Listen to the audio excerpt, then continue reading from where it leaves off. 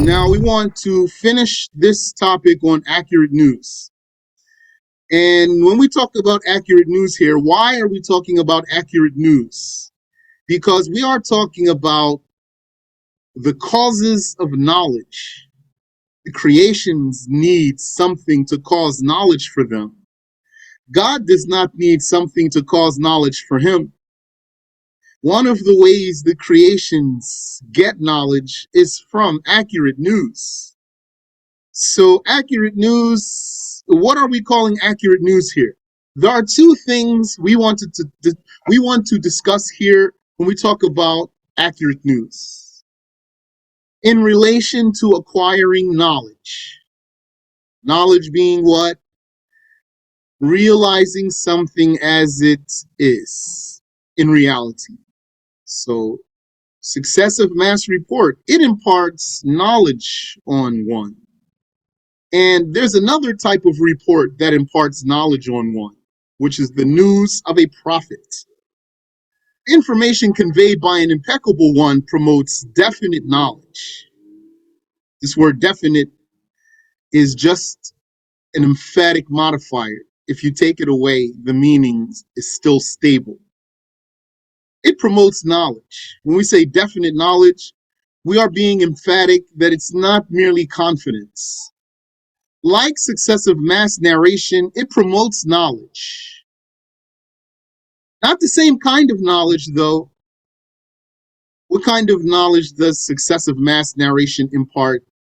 Necessary knowledge. Necessary knowledge, that's knowledge that you know without having to think about it, without deducing it.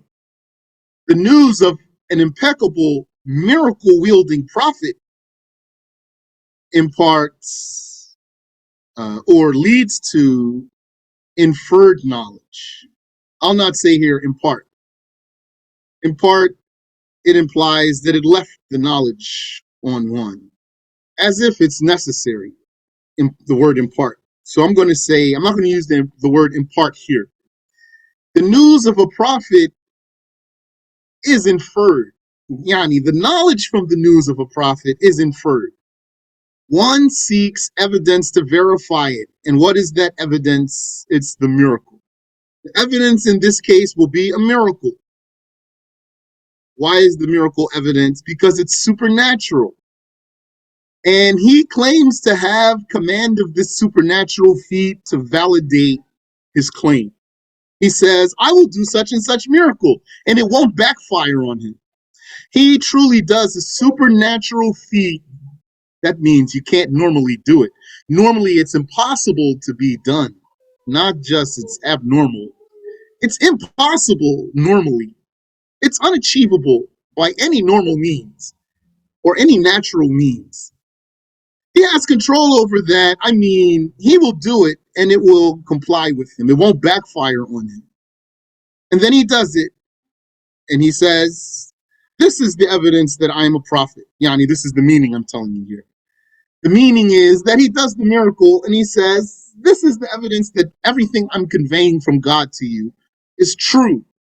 And then if someone wants to deny his miracle, then he has to, what would his challenge be? Do something that debunks that supernatural feat.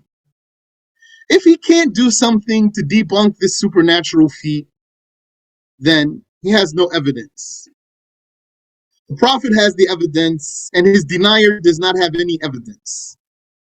However, this definitive knowledge that one would get from a prophet happens to who heard directly from the prophet sallallahu alaihi wasallam and witnessed his miracles. That should be clear for you. So what we're saying is, for Abu Bakr to witness the prophet's miracle and hear the statements from him is not the same as someone being told by Abu Bakr what he witnessed and was told. Although this one who heard from Abu Bakr, yani, what does he have? For sure he has confidence. Like if Imam Shafi'i told you something, then you would probably believe him. Or Malik, for example. So that's how someone would be if he heard directly from Abu Bakr or any trustworthy, reliable source, not with the same knowledge that the one who witnessed the miracle firsthand, yani for himself, and heard the words, heard the knowledge from the Prophet sallallahu alaihi wasallam. What did I say? I said this one who heard from Abu Bakr, for sure he has confidence. Did I say he does not have knowledge? I didn't say that. So if you're following what's being said here and you're understanding the issue here, there might be a question you have that I'm not going to produce it for you. But if you want to ask it, you can ask it. If it's the question that I'm supposing you should have, then I'll tell you that you got the question. But if you don't have a question, don't try to think of one. If you don't have a question, don't try to think of one. That's a door for the West. So, this definitive knowledge happens to who heard directly from the Prophet sallallahu alaihi wasallam and witnessed his miracles. As for having an intermediary between oneself and the Prophet sallallahu alaihi wasallam, definitive knowledge does not take place but by a tawatur report, like the Quran. The Quran is a tawatur report. Except the case of a supreme researcher dealing with a report with many routes. So, information conveyed by an impeccable one promotes definite knowledge. So, you know, the word definite here is just to be emphatic, just to remind you that we're not talking about mere confidence, but we don't need the word definite here. Information conveyed by an impeccable one promotes knowledge. Knowledge means realizing something as it is in reality, as it truly is, realizing something as it truly is, like successive mass narration. So, the news of a prophet is like successive mass narration, in that it promotes knowledge. Not the same kind of knowledge, though, because successive mass narration promotes necessary knowledge. While the news of a prophet is inferred, it's not necessary knowledge. Maybe I'm going too fast here. So the news of a prophet, one seeks evidence to verify it. That means if a prophet came to a person and he said, I'm a prophet, so either that person would know what he means or he doesn't know what he means. So if he doesn't know what he means, he would say, what does that mean? For example. So then the prophet will tell him what it means. And he calls him to the religion. Or if the person understands what that means, he would say, for example, well, what's your evidence? Do you have proof? He shouldn't just say, no, you're not a prophet. We're talking here if it's a time when prophethood is acceptable. We know Prophet Muhammad sallallahu alaihi wasallam is the last prophet. But if it's a time when the claim of prophethood is valid, then if a prophet told a person, I am a prophet, for example, and then if that person understands what he means, then he would say to him, for example, what's your evidence? And that happened to Prophet Muhammad sallallahu alaihi wasallam. And he shouldn't say to him, you're not a prophet, just like that, with no evidence. Because a denial is like a confirmation, don't forget. A denial is like confirmation.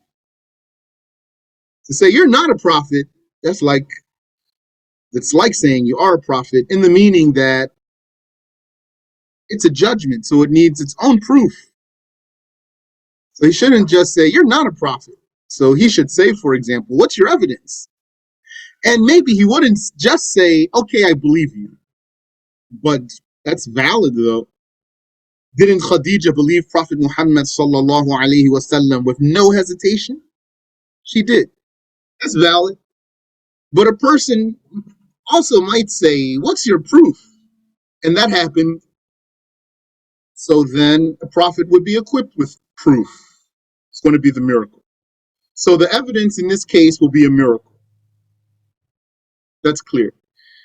However, this definitive knowledge happens to who heard directly from a prophet and witnessed his miracles. So, what about the person who didn't hear directly from the prophet? He has an intermediary. Then there are two ways to get knowledge after that. Two ways. There's two ways to have more than confidence after actually witnessing the Prophet sallallahu alaihi wasallam and his miracles, and then hearing from him directly. One way is successive mass report from the Prophet, like wiping on the khufs, and even how to pray, praying the 5 prayers, and fasting Ramadan. All of that is successive mass report from the Prophet sallallahu alaihi wasallam. And performing Hajj, and the Quran, the text of the Quran, not the interpretation, the text of the Quran. It is a successive mass report itself from the Prophet sallallahu alaihi wasallam. So what else would give someone knowledge if he didn't hear directly from the Prophet alayhi salatu wasallam, from the miracle wielding Prophet sallallahu alaihi wasallam, and the report he's getting is not successive mass report? Is there still any way he could have more than confidence and actually have knowledge? The answer is the case of a supreme researcher dealing with a report with many routes. The case of a supreme researcher dealing with a report with many routes. So that basically means a scholar, supreme researcher like a hafiz of hadith, who has a report and he's able to research it, although it's not successive mass report. He's able to research it to the point of having knowledge. He would have the knowledge that it's not necessary knowledge, because he had to research and he had to exert himself and look into his proofs. And then he achieved knowledge. This will be for a supreme researcher. I'm talking about the hadith of the Prophet alayhi salatu wasalam. And by supreme researcher here, we mean a hafiz of hadith, dealing with the report with many routes. So how about someone less than him, like ourselves, unless one of you listening is one of them? Then we will not achieve more than confidence. For any individual report about the Prophet alayhi salatu wasalam, we didn't hear directly from him, and it's not a successive mass report, and we are not supreme researchers. So what can we hope to achieve? Confidence at most for any hadith. Do you have any question? Okay, alhamdulillah, that's good. MashaAllah. So now we want to revisit the issue of the mind, because the mind is a channel for knowledge. The mind, or the intellect, or some people like the word reason, has several names in Arabic, and we're going to avoid the word logic in all of this talk. The mind, or the intellect, has several names in Arabic, like aql. There's many ayahs in the Quran that use this name. Allah says, هل في ذلك قسم لذي حجر. Is there within those aforementioned matters a swear that convinces the one who has a hijr? What's this all about here? This is only to tell you some of the names of this thing we're talking about. We're not going to go into the tafsir of this ayah. Is there within these aforementioned matters, means right before this ayah there were some things mentioned. Surah Al-Fajr, at the beginning of the surah. So those things that were mentioned before this ayah, there's swears there. Allah swears by whatever He wills. So this ayah is a question. Is there in any of those swears a swear that convinces someone who has a hijr? A hijr, so that's one of the names of the mind in Arabic. So aql is one, hijr, that's another one, and nuhya, all of which have the linguistic meaning of inhibitor. Inhibitor. The aql, inhibitor means preventer, something that holds you back. That's what aql means in Arabic language, inhibitor. And hijr means that also, and nuhya also, they all mean that. La, qulub means hearts.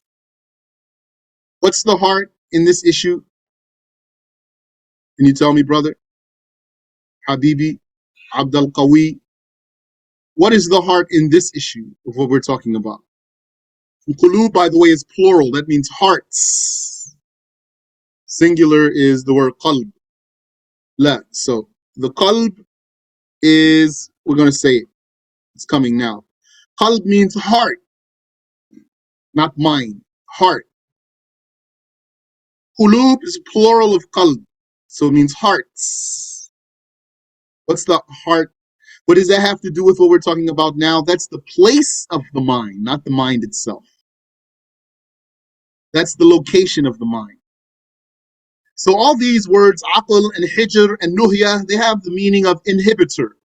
That's your mind, your inhibitor. Because it prevents the sane person from committing atrocities and doing what he should not do. It was also called lub. Lub.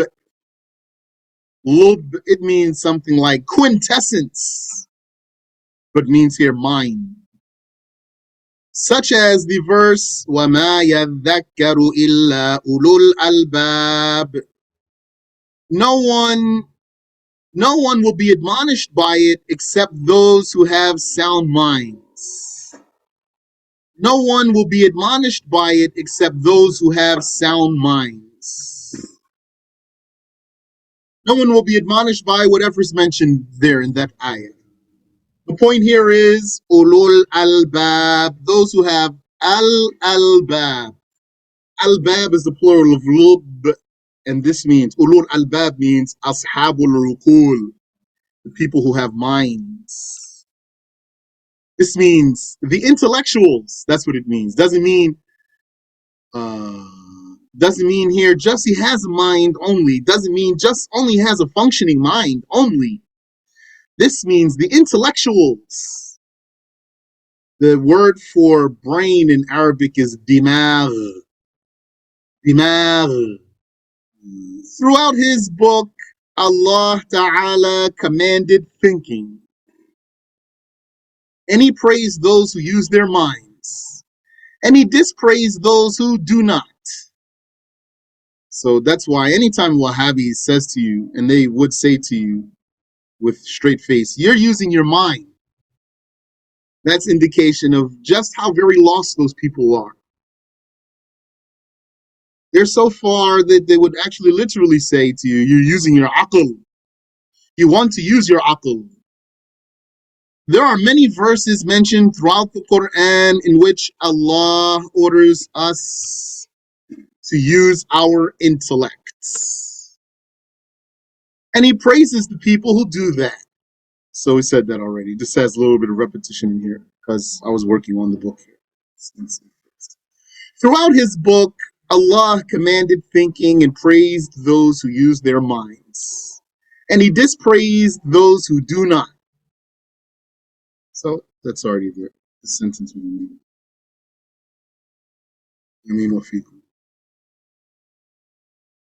Allah encouraged his slaves to look into his kingdom, yani his realm, what he owns, that is, to know his greatness and majesty. He said, أَوَلَمْ يَنْظُرُوا فِي مَلَكُوتِ السَّمَاوَاتِ وَالْأَرْضِ. Did they not look into the kingdom of heavens and earth? Did they not look into the realm of heavens and earth? The looking in this verse refers to thinking, actually, not just looking. Not just looking out your window, but thinking, pondering, contemplating, and considering. Irtibal. So thinking in Arabic here, fikr. Fikr, that means thinking. And irtibal means contemplating, considering, reflecting. That's what the Quran commands us to do. You said Islam is for abstract thinkers. What does that mean? What does that, how do you define abstract? If I would suggest just take the word abstract off and say thinker.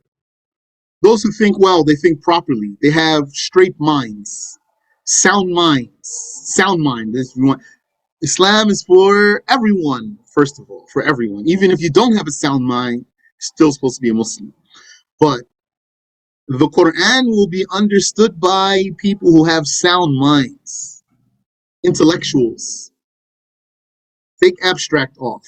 Abstract, I suggest throw that away. Say straightforward, not abstract, straightforward.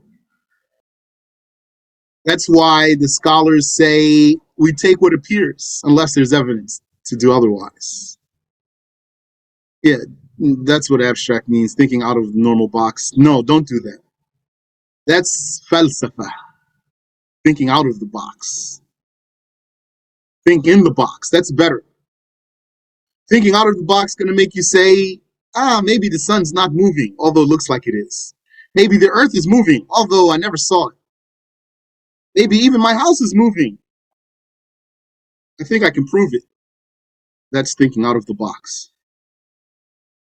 Think straightforwardly. You say, looks like the sun's moving, and the Quran says the sun is moving. If you go like that, those are the people, for example, who would just interpret something of the Quran any way they want to, even if it's not the apparent meaning. Allah also said, إن في خلق السماوات والأرض واختلاف الليل والنهار لآيات لأولي الألباب. Surely, within the creation of heavens and earth, and in the difference between the night and the day, there are certainly signs for those who have sound minds.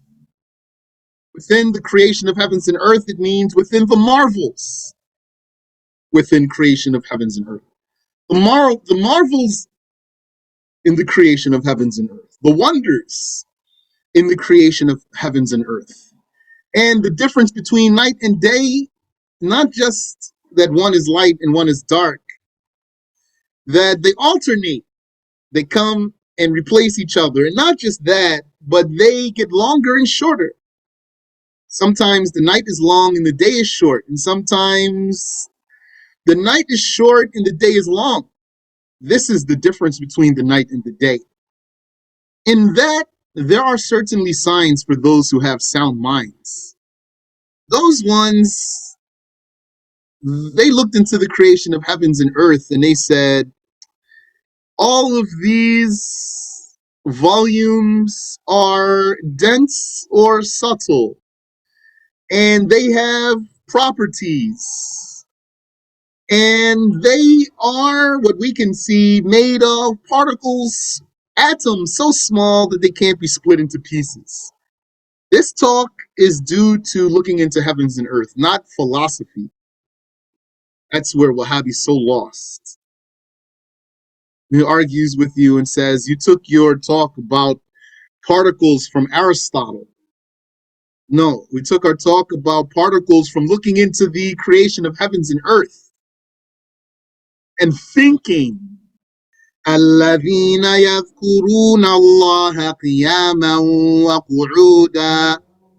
Those who remember Allah while standing or sitting. وعلى جنوبهم, or while on their sides. ويتفكرون في خلق السماوات والأرض. And they think about the creation of heavens and earth. Those are the Ash'aris and the Maturidis. رَبَّنَا مَا خَلَقْتَ هَذَا بَاطِلًا. They say, our Lord, you have not created this without wisdom. Subhanak, you are glorified beyond the ascriptions of the creatures. فَقِنَا عَذَابَ النَّارِ. So save us from the torture of hell, from the torture of the fire. The mind has its value, and the intellectual proofs have to be considered. On the other hand, Allah dispraised the non-Muslims in the Quran for not using their minds when He said, وَقَالُوا لَوْ كُنَّا نَسْمَعُ أَوْ نَعْقِلُ مَا كُنَّا فِي أَصْحَابِ السَّعِيرِ. The blasphemers will say after being put in hellfire, لَوْ كُنَّا نَسْمَعُ. Had we listened, had only we listened to the warning of the messengers as seekers of the truth, أَوْ نَعْقِلُ, and had only we used our minds, had only we thought by contemplation and reflection, مَا كُنَّا فِي أَصْحَابِ السَّعِيرِ, we would not have been among the inmates of the inferno. That's what they say. Had only we listened and had only we used our minds, we would not be amongst the inmates of the inferno. In this verse, Allah shows us that the judgment of the mind is considered in the religion. That the mind has a certain weight and consideration, regard, mind has regard. Not like Christian religion. Mind doesn't have regard. And also Allah says, in dispraising those, the non-Muslims, who don't use their minds, إِنَّ شَرَّ الدَّوَابِّ عِندَ اللَّهِ الصُّمُّ إِنَّ شَرَّ الدَّوَابِّ عِندَ اللَّهِ الصُّمُّ الْبُكْمُ الَّذِينَ لَا يَعْقِلُونَ. So some of these harakat are messed up. I'll have to come back and fix this. I won't fix it now, inshallah. Indeed, the vilest of creatures, the vilest of things that creep over the earth, that crawl over the earth, the vilest of crawling things, creatures that traverse the face of the earth, are those disbelievers who are deaf and dumb. Not really deaf. This is not literal deafness. This is the inward deafness. These ones, they can hear. They can hear. But when you talk to them, it's like they don't hear you. Like when Allah Ta'ala told us that, Allah told us about the case of the kafir who doesn't believe when you call him to the truth. That he's like an animal that doesn't hear anything but a call and a cry. Yani, if you said to an animal, how's the weather today? So whatever you said to the animal, it's like just noise. He doesn't comprehend. That's how the kafir is. The one that Allah Ta'ala did not will to guide. Those who are deaf and al-bukum, they are dumb. That means they don't speak the truth. Dumb means not speaking. Mute. الَّذِينَ لَا يَعْقِلُونَ, those who do not use their minds, those who do not think. That's Surah Al-Anfal, ayah 22. So, that's praise in the Quran of those who use their minds and dispraise of those who do not use their minds. The scholars differed about the mind being a body or a quality. Is it something made of particles? Is the mind something made of atoms? Or Is the mind a property that does not fill its own space? Some said it is a faculty. Faculty means an ability. So that means it's a property. It doesn't have particles or atoms. It's a quality given to some creatures by which they distinguish good from bad. Someone asked me, what does that mean? They distinguish good from bad. So I told them it means that they have something that the animals lack. Because you cannot teach the animal the difference between good and bad. Why not? Because it doesn't have a mind that can register this difference. At most, you can train an animal. That means you can accustom him to to respond to some commands or to some stimuli, if you want. So that's saying that it's not a body. And some said it is a subtle body. That would mean it's made of particles. They said it's a light. Yani, that means it's like a light. And some said, some did say it's transparent even. It's transparent. Like saying it's invisible. But, heck of it. They said it's a light that illuminates a path starting from where the realization of the senses end. What does that mean? That means you have your senses, and your senses are input. And this input is not something you have control over. Like, to a degree, you have some control. Like, if you want to try not to look at something, then you turn away from it. Or if you want to try not to hear something, maybe you'll put your fingers in your ears or run away, for example, so you don't hear it.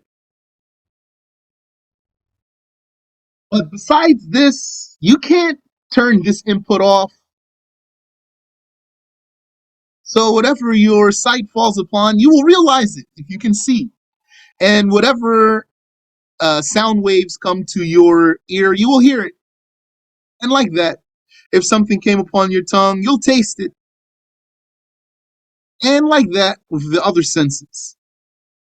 So these senses are input. So how do you make sense of this input? How do you sift through this input and uh, filter it? How do you filter this input? Allah gave you a filter, a processor. That's the mind. So some said that the mind is a light that illuminates a path that starts from where the realization of the senses end. Yani, your senses will give you input. This input goes so far. Then your processor receives this input and processes it for you, filters it for you. So the senses end where the mind picks up their input. The senses, they do their input and the mind picks it up and filters it and processes it for you and goes from there and starts from there. Yani, from there, from where you got the input, you might go through a long process and figure something out, or you might come to a very simple answer to something. And they also differed about the mind's location. We spoke about this before. The philosophers, doctors, and Imam Ahmad, according to a narration about him, and Abu al-Mu'in al-Nasafi, that's Abu al-Ma'in al-Nasafi, they say that the mind is in the brain. He says, and one can say your mind is a processor. Yani, I'm saying that to make you understand. You don't have to say that. I didn't hear that from a teacher. I'm saying that from myself, those words that I chose to say to you, to convey to you, to help you understand like I understand. Sadrul Islam ascribes this position of the mind being in the brain to Ahlul Sunnah in general, meaning that's his claim. He says, in general, Sadrul Islam, I don't have any biography about him. He says this is the position of Ahlul Sunnah in general, that the mind is in the head. He said, it is a subtle body that illuminates, yani, or maybe one might say it glows. Its place is the head according to Ahlul Sunnah in general. Its effect falls upon the heart. Its effect falls upon the heart. So he still relates the heart to the issue, but he's saying the place of the mind is the head, not the heart, but its effect falls upon the heart. So that the heart realizes things by the light of the mind, just as the eye realizes things by the light of the sun or the lantern. So if you understand his analogy, it's like he's saying, okay, you have an eye, and your eye sees by light. Your eye uses light to see. He's saying also you have a heart. So it's like he is saying what we say to a degree. He's saying you have a heart. How does your heart see by not light like your eyes, by a different kind of light? Your heart sees by a light that's called aql, mind. So, like we're going to say, we simply say the mind is in the heart. It's like he's saying you do think with your heart, like you see with your eye.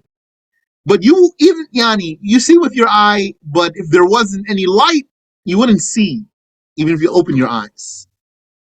So that's what he's saying. You think by your heart, but if there's no light, you won't think. And the light in this case is the mind. Just as the eye realizes things by the light of the sun or the lantern, if the light gets weak, the realization gets weak.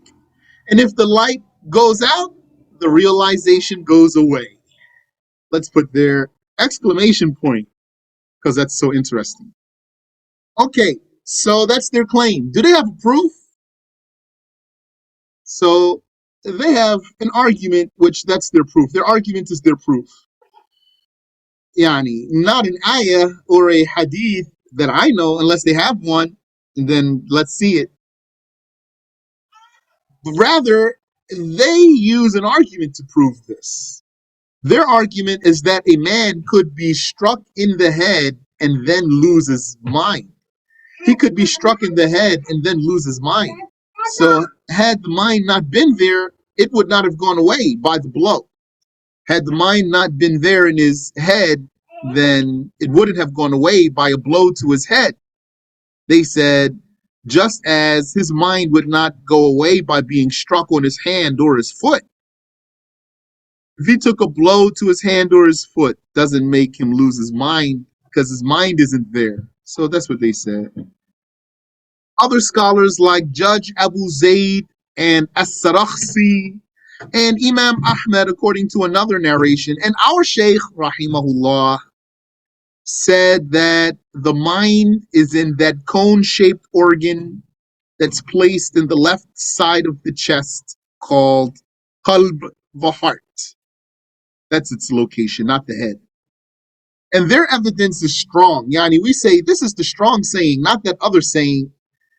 Yani, even let's say if it were true that it's the famous saying amongst Ahlul Sunnah that the mind is in the head. That's what some scholars said. We just read their quotes. If that's accurate, this is going to be one of those cases where the evidence is for the other side because it's from the Quran. It's not just an argument only, but it's from the Quran. Here I have the ayah corrupted, unfortunately. But the ayah is أَفَلَمْ يَسِيرُوا فِي الْأَرْضِ فَتَكُونَ لَهُمْ قُلُوبٌ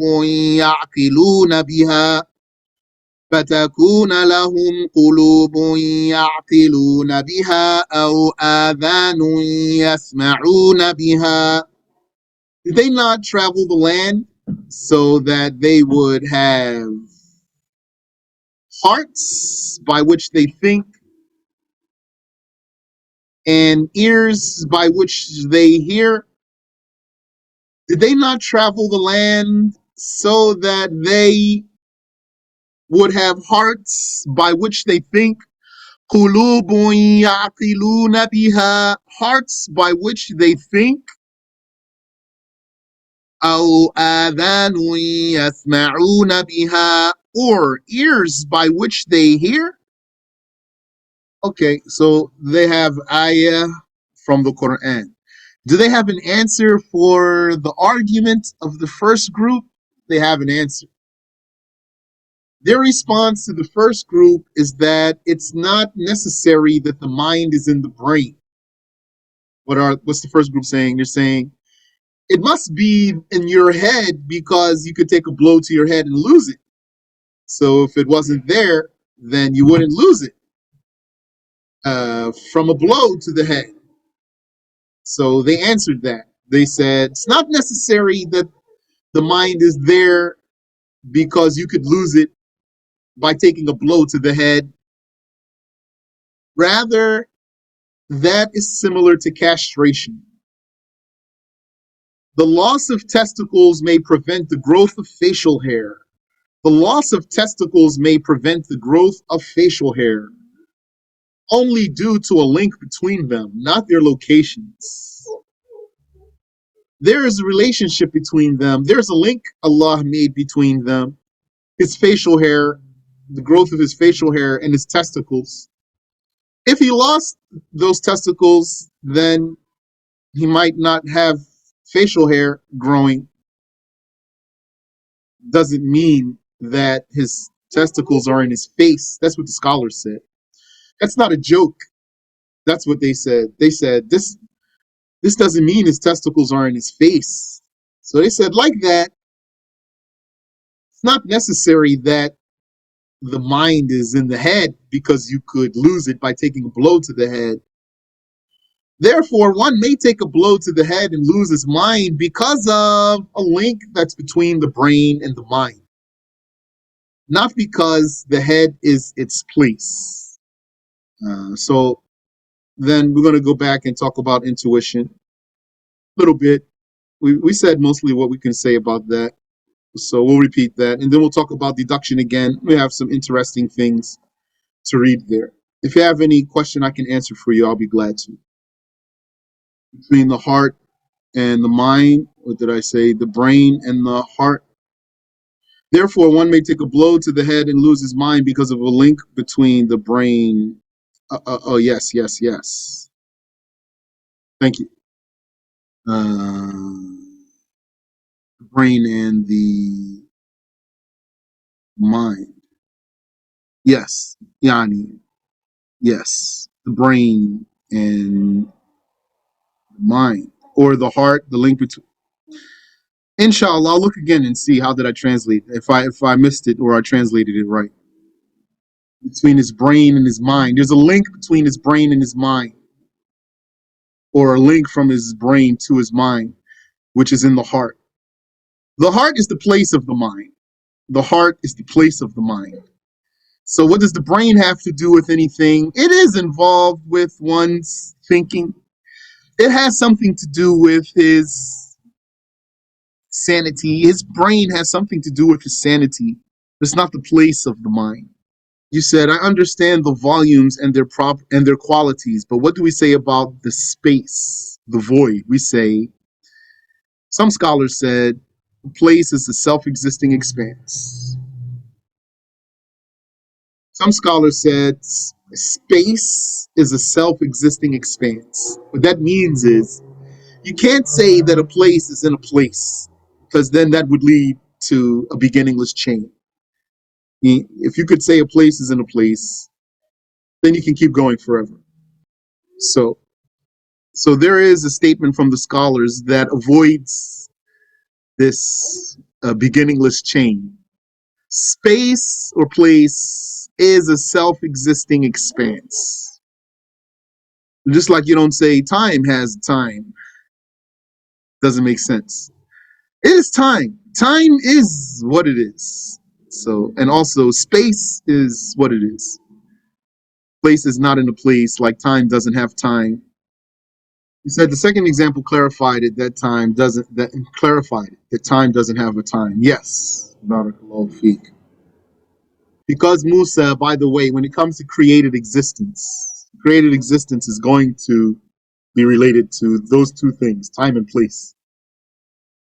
Yani, we say, when it comes to the issue of time, when it comes to the issue of time, I'm saying the issue. So then either something exists with a beginning and an end, or exists with a beginning but without an end, or exists without a beginning or an end. That means without time. And when it comes to place, then either something fills its own space, or it exists through something that fills its own space. It needs a vessel to be in a place, which is the volume through which it exists, or exists without place. He said, do you have a definition of the brain? I do not have a definition of the brain from Muslim scholars, Yani. I haven't learned in my studies a definition for the brain. Ah, but there's an interesting question that was posed to the Shaykh, rahimahullah. They said, if the mind is in the heart, how could a person have a heart transplant and remember what he used to know? The Shaykh said, and I'm putting this in my own words here, the brain will store the information. And then when his heart transplant is complete, his brain will download the information back to his heart and he will be able to remember. Because the question is, if a person had a heart transplant, how does he remember what he used to know? The Sheikh said his brain will download it back to his new heart. You said, what does it mean?